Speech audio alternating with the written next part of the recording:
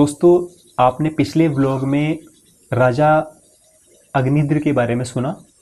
अग्निद्र के हिस्से में जो था जम्बू द्वीप आया था प्रियव्रत के द्वारा, और अग्निद्र ने अपने ही हिस्से में मिले हुए जम्बू द्वीप के 9 हिस्से किए क्योंकि उसकी 9 संतान हुई थी, है ना। और वो उसने बराबर बराबर अपने 9 पुत्रों में बांट दिया। आगे 9 जो पुत्र थे अग्निद्र के, उसमें सबसे बड़ा पुत्र था राजा नाभि, है ना।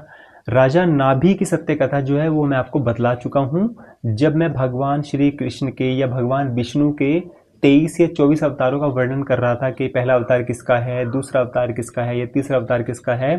तो उसमें राजा नाभि के पुत्र जो हुआ था वो ज्येष्ठ पुत्र था ऋषभ देव जी। उसको हम भगवान ऋषभ देव जी के नाम से बुलाते हैं, जो कि भगवान विष्णु के 8वें अवतार हैं। ये कथा मैं पहले बता चुका हूँ, इसलिए मैं इस पर दोबारा चर्चा नहीं करूँगा क्योंकि ये सुख सागर में रिपीट हो रही है बात। तो अब मैं ऋषभ देव जी से आगे चलता हूँ। ऋषभ देव जी जो हैं उनके पुत्र आगे हुए भरत। भरत श्रेष्ठ पुत्र थे। ऋषभ देव जी के 100 पुत्र हुए थे, उसमें जो उनको सबसे प्यारे और सबसे ज्येष्ठ और श्रेष्ठ पुत्र थे वो थे राजा भरत। और राजा भरत के नाम पे ही हमारे देश का नाम भारत पड़ा, है ना। और भरत का जो विवाह हुआ था वो पंचजनी से हुआ था, जो कि विश्व रूप की कन्या थी। अब पंचजनी के गर्भ से 5 पुत्र जन्मे, ये रहे उनके नाम पांचों के। अब राजा भरत जो है अपने पुत्रों का पालन पोषण करने लगा, पंचजनी भी इसी कार्य में लग गई, और साथ ही साथ भरत जो है वो एक श्रेष्ठ राजा भी था, अपनी प्रजा का अच्छे से देखभाल करता था और धर्मपरायण राजा था और पूरी तरह से सात्विक था।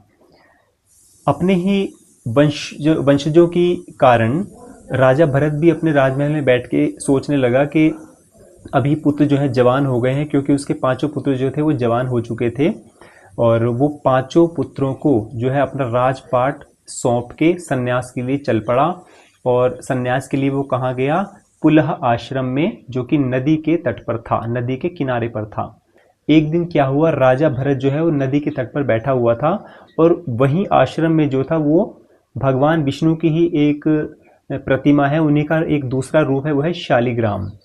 क्योंकि वेदों में साफ साफ लिखा हुआ है कि ब्राह्मणों और क्षत्रियों को जो है शालिग्राम की पूजा करनी चाहिए। क्योंकि राजा भरत जो है वो क्षत्रिय भी था, तो शालिग्राम की पूजा करता था, उनकी प्रतिमा की रोज तपस्या करता था, आराधना करता था। एक दिन वो नदी के तट पर बैठा हुआ था, वहीं थोड़ी देर के बाद एक हिरणी जो है गर्भवती थी और वो गर्भावस्था में ही नदी के पास आती है पानी पीने के लिए। जैसे ही वो नदी के तट पर आकर पानी पीने लगती है तो एक शेर की दहाड़ जो है उसको सुनाई देती है। जैसे ही वो शेर की दहाड़ सुनती है वहां से वो भाग पड़ती है गर्भावस्था में ही। तो जो नदी का पुल होता है, जब वो पुल क्रॉस कर रही होती है तो इतनी तेज भागते हुए उसके गर्भ से जो है, हिरणी के गर्भ से उसका बच्चा शिशु जो है वो धरती पर गिर जाता है और वो उसी वक्त अपने प्राण त्याग देती है, यानी मर जाती है। लेकिन सौभाग्यवश जो है उसका बच्चा जो है वो बच जाता है और ये सारा दृश्य जो है राजा भरत देख रहा होता है। अब वो देखता है कि भी हिरणी का बच्चा गिरा हुआ है, तो जल्दी से उस बच्चे के पास जाता है और सोचता है कि अगर मैं इसको यहाँ ऐसी हालत में छोड़ देता हूँ तो कोई दूसरा जंगली जानवर जो है वो इसको खा जाएगा और ये मेरे सर पर बहुत बड़ा पाप होगा। राजा भरत ऐसा सोचते हुए भगवान शालिग्राम का ध्यान करते हुए उसे उठाता है अपनी गोद में और पुलह आश्रम, अपने आश्रम में ले आता है और उसका पालन पोषण करता है।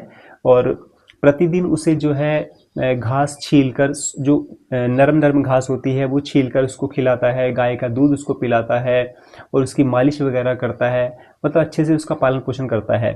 जब भी वो पूजा ध्यान का उसे समय होता है राजा का, तो वो हिरण के बच्चे को भी जो है अपने साथ अपने पास ही बिठा के रखता था, मतलब बंधा हुआ, गले में हल्की रस्सी होती थी। और कहीं भी घूमने जाता था तो वो हिरणी के बच्चे को अपने साथ लेके जाता था। एक समय क्या हुआ, वो कल्पना कर रहा होता है कि अगर हिरणी ये का बच्चा जो है ये मेरे पास ना हो तो मैं कैसे जी पाऊंगा, है ना। मैं बड़ा उदास हो जाऊंगा, इसलिए मैं चाहता हूँ कि सारी ज़िंदगी जब तक मैं जीऊँ और जब तक ये जिए मेरे साथ ही, मेरे पास ही रहे, ऐसी वो कल्पना कर रहा होता है। तो जो है 3-4 वर्ष उसको अपने पास रखने के बाद हिरणी का बच्चा वो थोड़ा बड़ा हो जाता है और दुर्भाग्यवश जो है राजा भरत जो है पूजा के लिए बैठता है, लेकिन हिरण्य के बच्चे को अपने पास बिठाना भूल जाता है, उसे अकेला छोड़ देता है। हिरण्य का बच्चा घर से थोड़ा, आश्रम से थोड़ा दूर ही होता है, लेकिन राजा को अपने पास ना पाकर हिरण्य का बच्चा जो है वन में चला जाता है और हिरणों के झुंड में जाकर मिल जाता है और वो वापस नहीं आता। इतना 2-3 वर्षों का या ज़्यादा वर्ष भी हो सकते हैं, इतने वर्षों का प्रेम पाकर भी वो राजा भरत के पास नहीं आता। कई वर्ष और बीत जाते हैं। राजा भरत जो है वो कभी पवन से कहता है, हवाओं से बातें करता है, कभी सूरज की रोशनी से बातें करता है, कभी चंद्रमा की रोशनी से बातें करता है, चंद्रमा की दृष्टि से बातें करते हुए कहता है कि तुम्हारा प्रकाश तो उस हिरण्य के बच्चे पर पड़ रहा होगा। वो उसे अपना ही बच्चा कहकर पुकारता है कि मेरे बच्चे पर पड़ रहा होगा, अगर तुम उस पर तुम्हारा प्रकाश पड़ रहा है तो कृपया तुम उसे मेरे पास ले आओ। ऐसे ऐसे वो जो है करुणामयी शब्दों में जो है इल्तिजा करता है, प्रार्थना करता है, लेकिन हिरण का बच्चा नहीं आता। इसी वियोग में चलते चलते हिरण्य के बच्चे को याद करते करते राजा भरत जो है वो प्राण त्याग देता है और अगला जन्म जो है वो हिरण्य का ही लेता है, क्योंकि प्राण त्यागते वक्त वो यही कहता है कि मुझे भी अगला जन्म हिरण के रूप में ही मिले ताकि मैं उस बच्चे से मिल सकूं। तो दोस्तों ये राजा भरत की कथा थी। वो अगले जन्म में हिरण के रूप में पैदा हुआ और उसी जंगल में हुआ। आगे वो हिरण की कथा आगे है नहीं है, अगर है तो मैं आपको अगले अध्याय में ज़रूर बतलाऊंगा। तो दोस्तों ये कथा यहीं तक थी और आज के लिए इतना ही। जय श्री राम।